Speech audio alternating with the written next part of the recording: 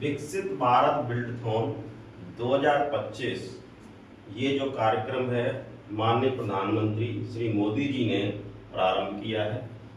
इसमें पूरे देश से कुछ प्रोजेक्ट बनवाए जा रहे हैं जो नवाचार से संबंधित है। जैसा कि नवाचार के अंतर्गत हम कुछ ऐसा नया करते हैं जो हमारी सामाजिक समस्याओं को दूर करता है।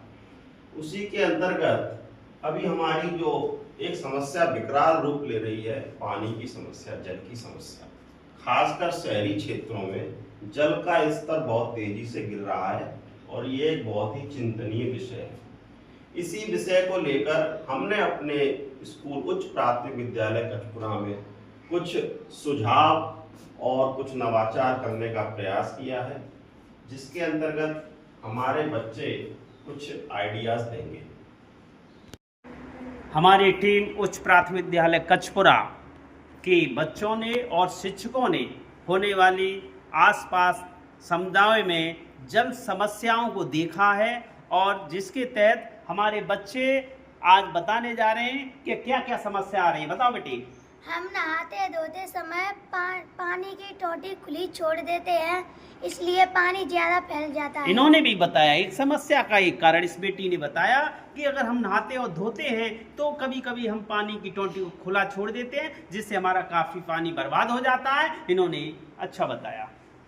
कभी कभी वर्षा होने के हो जाने पर सूखा पड़ जाता है, जिससे यानी कि ये हमारी गौरी जी ने रिसर्च किया है कि कभी कभी यदि वर्षा नहीं होती है जिससे कि सूखा पड़ जाता है और जिससे कि जमीन में जल का स्तर बहुत गिर जाता है। ये भी जल समस्या का प्रमुख कारण है। बहुत सुंदर।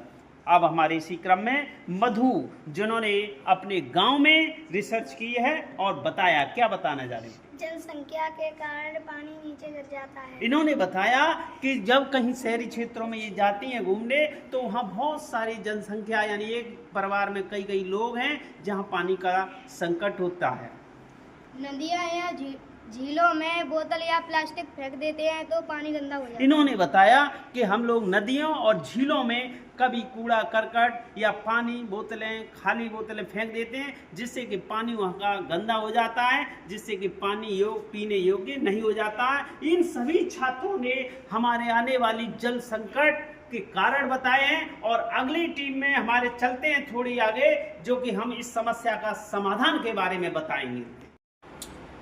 जैसा कि हमारा टॉपिक है जल को सुरक्षित रखना, जल को बचाना, तो ये हमारे स्कूल के बच्चों ने कुछ सुझाव दिए हैं किस तरीके से हम जल का संरक्षण कर सकते हैं। जल ही जीवन है, जल के बिना कुछ भी संभव नहीं है।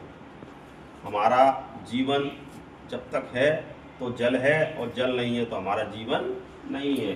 पानी की एक एक बूंद हमारे लिए बहुत महत्वपूर्ण है।